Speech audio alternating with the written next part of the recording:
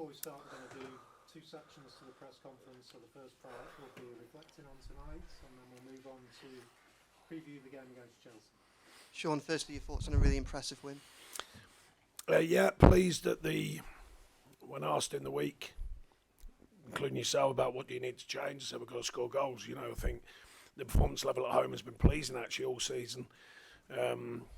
But you've got to win games and you've got to score goals, and I thought we did that. You know, I thought it was another strong performance, particularly first half, against a good outfit, we know that. And I thought we did all you've got to do the basics well, and with so many changes which are enforced because of Jimmy Garner's sickness, I was so pleased. You know, the thing that you've heard me talk about endlessly this season is the mentality, and I think you can sense there's a connected group, you know, because the change, it's not like everyone does that. Sometimes it creeps into football clubs when it's like, oh, you know, how are we going to operate? We haven't got this. Well, everyone just went, yeah, okay, this is who's playing. We're all on it. You know, Jack moves position, Young Hughes moves position, Duke goes deeper, Seamus comes in, and yeah, just like, yeah, let's get on it, let's go and play. And that's when you're on something. Doesn't guarantee anything, but it's when you're on something, and I think we are on something. Absolutely. This was a result that holds so much significance because obviously it takes Everton out of the bottom three, so has that significance for fans. How does it feel for you as a manager and for your group of players? Does it have that extra meaning as a result of that, or is it just another game, another win for you? No, look, I mean, I don't change my storyline. My value is a season's work. You know, the ups and downs of it are what you have to control as a manager. The results, of course, or do the best you can control the results. That's not easy.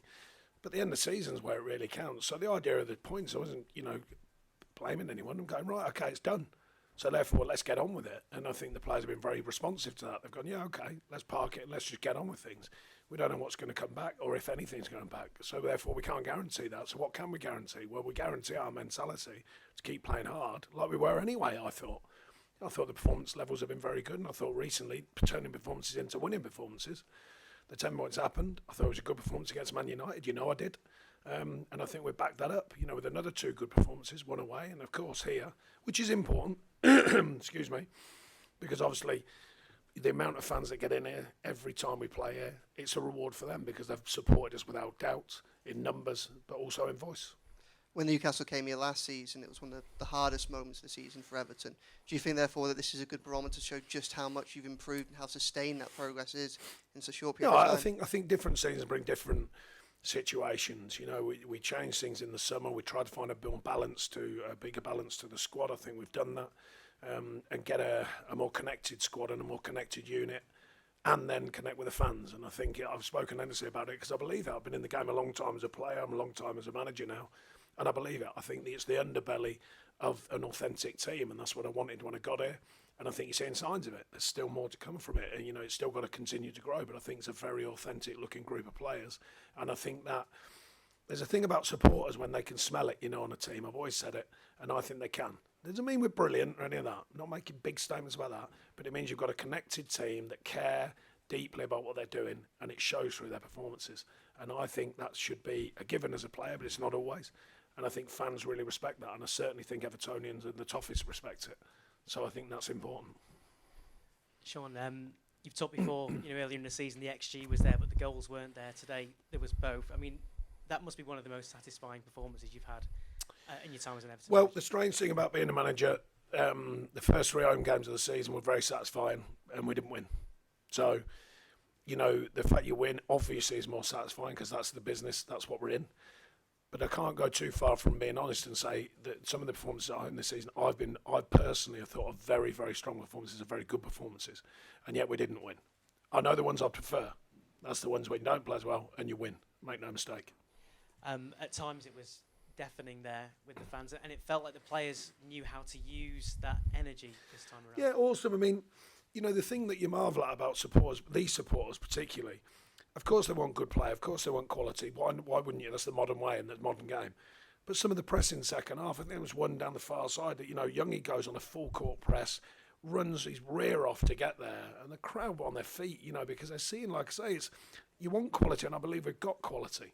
But you want a team, you want people who give their everything, and I think that was a marker, And the crowd, this crowd particularly, I said when I got here, respect the past, respect all the stories of the past and the teams and the quality, but also the doggedness, the fight. and build a future. And that's what I'm trying to do. I'm trying to revive that energy in the crowd, the people, the support, and the players to understand the underbelly, the earthiness of this club and what it stands for, and then add in the layers of quality of modern football, tactical understanding, technical understanding, and technical and tactical delivery. That's what I'm trying to do. And Seamus Coleman back in the side, leading the team out. How massive an impact did he have? Yeah, I mean, it's lastminute.com. We had to change the team literally this afternoon, well, at lunchtime. So pleased for him. I know what a fantastic pro he is. He's got a minor situation, we think, which is unfortunate, but he has been out a long time. That can sometimes happen, but great to have him back. Wore the armband with pride like he does.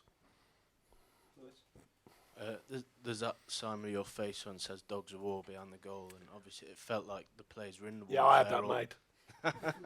That's a joke before when he printed it as if it was being serious, which has happened to me before, but No, I was saying that the players, it felt like they were in a war today. Quite a lot of players going down injured, Tarky throwing his body on the line as he always does. Nah, they're just getting on with it, not into all that nonsense. The footballers get on with it, so I think they were. Jared came off with, I don't even know what for. They wouldn't let him back on. There's a weird one for you. Come off with blood on your face, and then you've got to stay off for 30 seconds. What's that all about? Wipe it off and get him back on, surely. Don't understand that one. That'll be getting questioned. But anyways, I got a yellow card for a referee's decision. That's a new one on me as well, which a referee's decision we all knew was wrong, and I got a yellow card for it. So they go figure. But how pleasing is it for you as a manager to see your players putting the bodies on the line? Yes, it's pleasing. It's pleasing as a spoken about, a few moments ago. It's pleasing in the sense that the underbelly of a strong side is not just the quality; it's the feel of a group, and that's the bit I'm pleased for. The hard moments, the hard yards, but for each other. And I think that team connectivity has been exceptional. I think Ganna's been terrific. I think, the last few weeks, I think Ganna's been terrific. And I think Duke today dropping into a deeper role. That's about mentality, though. That's not, when things are not quite right, players go, oh, yeah, but I didn't have this. And they start asking questions. You can smell it on them. You think, right, okay, you're overthinking this, which usually means they're not happy with it. This group today, change the side. Okay, Gaffer, that's what we're doing. Let's take it on. That's where you want to be. And it's getting better all the time. It's getting stronger all the time. And a big moment for Beto as well, obviously coming off the bench, getting his goal. Yeah, pleased for him. He's come in, it's not easy. A lot of expectation when you come in. He's raw, he's aggressive. We want that side of it. I think he went through us where he thought he had to give more than that. I'm like, no. Use the attributes you've got. It's a powerful thing to use your physicality. And I'm so pleased for him. He sticks at it. He's desperately disappointed not to start, but I thought Dom did deliver a good performance again, and he's back looking stronger again. But to get him on the pitch and for him to deliver and get that goal, absolutely fantastic for him. Doing the world of good as well. Any further questions on tonight before we move on to Chelsea? We'll take one more from Will. Excuse me.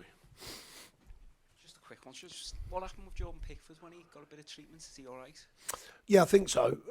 He just got a niggly thing on his knee, I think. I'll find out more tomorrow because, I never like to talk about it until you find out 24, 40 hours later sometimes. So, yeah, I don't think it's anything too serious. Okay, we'll now move on